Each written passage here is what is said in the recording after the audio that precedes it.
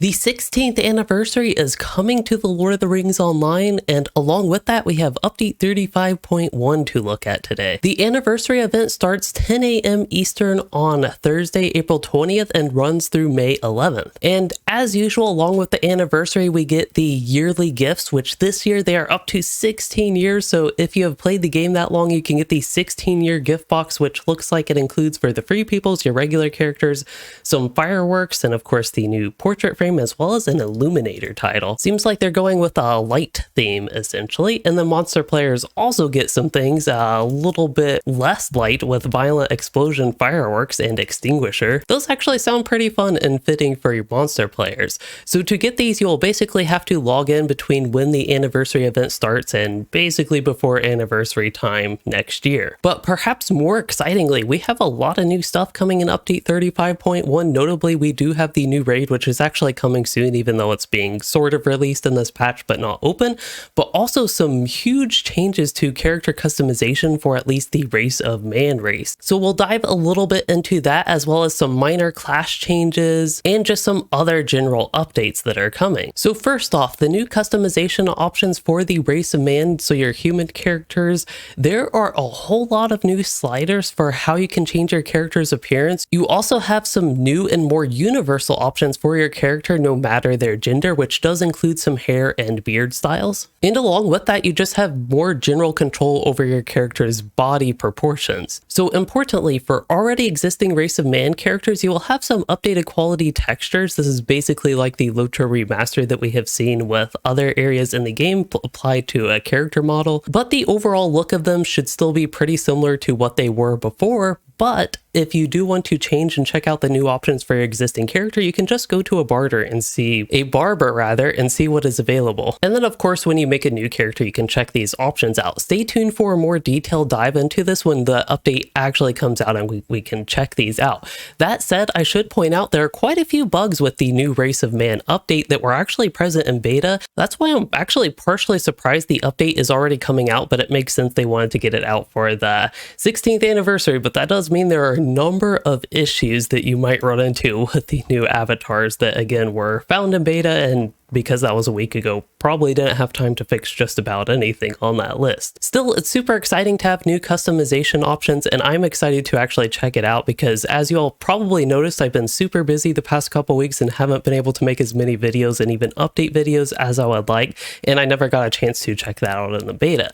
But to move into what we're actually having into the game with Update 35.1, the new 12-man raid for level 140 players in the Return to Doom update. But technically the raid does not open until April 26th, so that's about a week from now. And when it does open, you'll have tier 1 and tier 2 to start, but along with this update, we will also have tier 5 for the 3-mans and the 6-man. According to the notes, tier 5 should be available immediately when the patch comes out. Speaking of when the patch comes out, that should be pretty much today when this video is up, because I did not mention that. And I suppose I should also mention for the raid, there will of course be lead the charge titles for doing higher tiers early on in the raid cycle. But to go ahead and get moving on, we do have some class changes. Most of them are going to be bug fixes and more minor changes, and honestly some quality of life boost for some classes. Notably, Mark of Grim Beorn and Mark of Beorn for Beorning, specifically yellow line Beornings, have a little bit of quality of life boost in their use and cooldown reduction. And as the Brawler class is still kind of being implemented into the game, we have more fixes for their lower level armor, this time in particular with epic battle jewelry. And then you all remember the big Captain and Warden revamp that just came out. Well, there are a lot of fixes to the revamp with the Captain. It's actually a relatively small list here, so that is going on for the Captain, as well as some bug fixes for the Warden. But notably, the Warden did have a small bit of adjustments to the revamp, and notably Desperate Combat, which you can get as a blue line capstone. I believe its set bonus is where that is particularly gotten from. The desperate abilities that activates, you'll have a longer time frame to be able to use those, so it's now 90 seconds instead of 30 seconds. I think that'll be a huge quality of life boost for Blue Line Warden, so I definitely welcome that. I also welcome the damage increase for the direct damage gambits. So that is the boot through Wall of Steel is what they note here, so I'm guessing the Capstone 5-length gambit is not actually impacted buy this damage buff, which I guess depending on how they're tuning the numbers could or could not make sense. Similar with the offensive strike through Boar's Rush. The capstone gambit there is also not impacted, it sounds like, unless they just didn't list that. But otherwise it appears to just be bug fixes and consistency fixes for the Warden. Also, there's something very notable for the Minstrel, which is community very much so disliked this change when Court of Salvation was made not an immediate skill. I of course don't play Minstrel all that frequently, but when I do, even just a redline mini, I love that Court of Salvation is immediate, so that's really nice to have that self-heal available on the snap of your fingers, or at least until LOTRO actually registers that you click that skill. And additionally for the Minstrel, you'll notice some other quality of life boosts, including a reduction to the cooldown of Echoes of Battle, as well as Story of Courage. You don't have to face your target anymore.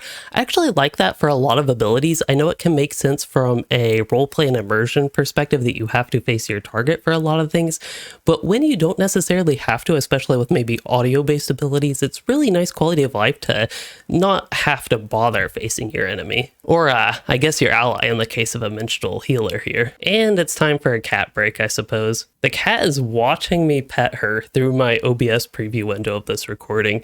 Anyway, to get back to what I'm actually supposed to be talking about, that is some item updates. And everybody's favorite thing, loot boxes, have been updated, so loot boxes can now have the new Alchemist cosmetic set from the Return to Carndum instance cluster.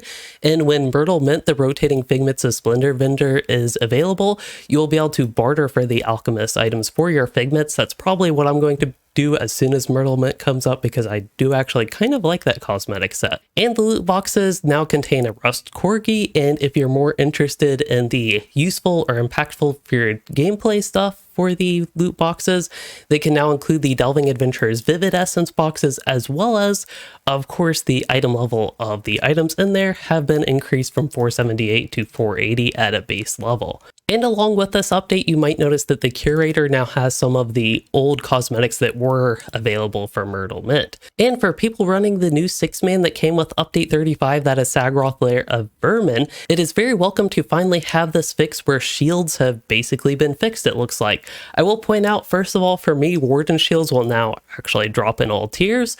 You will also notice that the armor values of these should be a lot higher for their rarity for all the different shields that were dropping. And another thing you might notice, they call it legendary bows here. I'm assuming that means gold quality for the Beorning Champion and Guardian. You can now get gold quality bows from Sagroth in tier 4 and higher. I honestly don't know if there's anything for other classes that is comparable that is available in gold quality from Sagroth tier 4 and higher. If you do know, please comment. But otherwise for now, if you are one of these heavy armor classes, Beorning Champion or Guardian, and you can use a bow as a stat stick, you have something a little bit extra exciting to look forward to. And as we get moving down the list, we do have some minor delving changes, mainly some consistency fixes, it looks like, and then also a little bit of a nerf to Sauron's Touch 1 and 2 Delving Malices. There are also a little bit of monster player changes and fixes. Of course, very importantly, they have taken care of a grammatical issue in the Free People tutorial.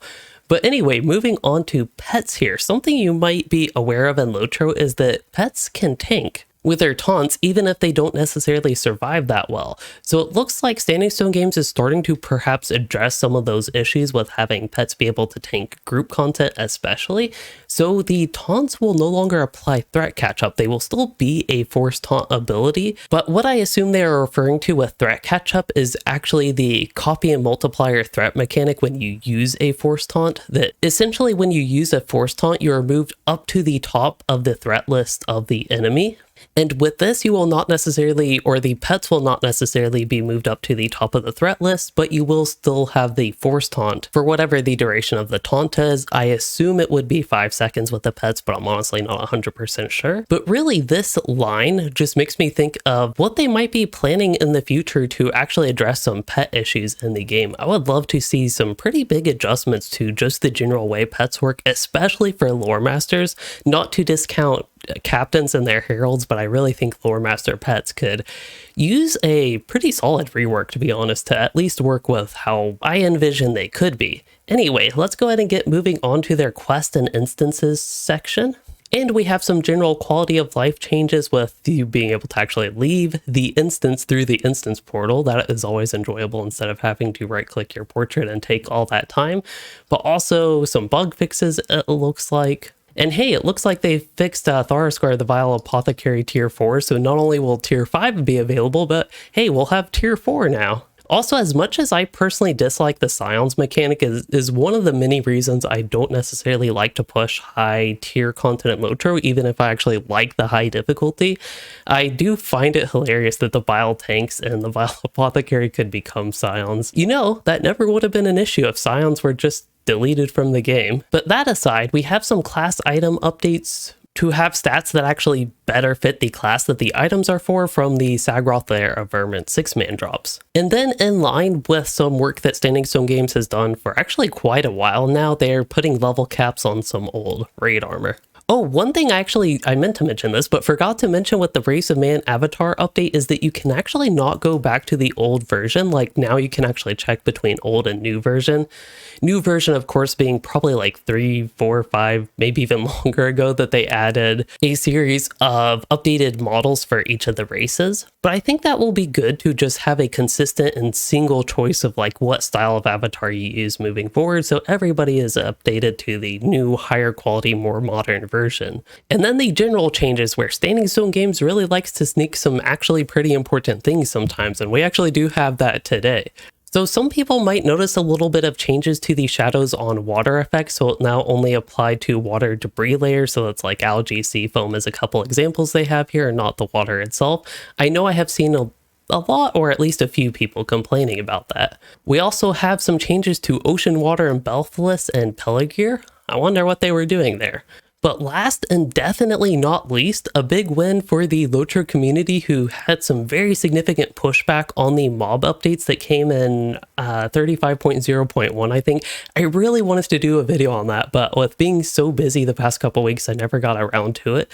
But essentially, they buffed monster mitigations above a certain level, and essentially at the level cap is where you notice the biggest impact, and this did include instance mobs. So they buffed the mitigation, which has a few implications in terms of class balance because certain classes have access to certain mitigation penetration type abilities or traits, and it actually threw off some of the relative balance between the classes and specs. But perhaps what might be more noticeable is the health adjustments. Mobs received quite the boost in health and the update plus 25%. That's an extra quarter on top of their health. And they are also nerfing that down to 15%. So you should see in general mobs dying faster, and this does include instance mobs. And I personally think becomes most notable in high tier LOTRO endgame content, group content specifically. I already talked about one reason I don't like tier 4 and tier 5 content, but another reason is just how long it takes for mobs to die, because the mobs get just insane health boosts for even tier 2, and then never mind tier 3, tier 4, tier 5. It's just such crazy health boosts where it just takes forever to go through the content, especially in comparison to tier 1.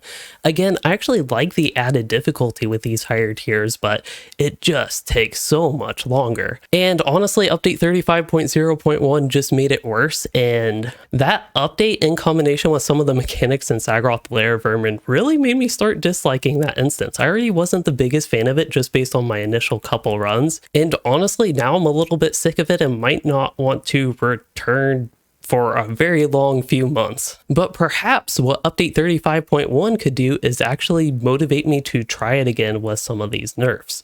Anyway, rant aside, I do want to reiterate that I do think this is a great change and will hopefully generally improve endgame content and the return to Khorne Doom experience from update 35. And stay tuned for a future live stream where I, as a basically LOTRO noob, attempt to take on tier 5 of some of the new instances. But until then, that is all I have for today on update 35.1 and again this 16th anniversary. I'm super excited to check out the anniversary festival and perhaps what new rewards we have with certain cosmetics, and in particular what they look like. I know I already wanted to have tons of content the past couple weeks surrounding update 35, but once again I am actually hoping to be able to check all all this out and have some good videos for y'all covering the 16th anniversary, update 35.1, and even getting back to some of the update 35 stuff. I hope you all are also looking forward to this update, and please let me know your thoughts. If you enjoyed this video, don't forget to like and subscribe, and thanks for watching, everyone.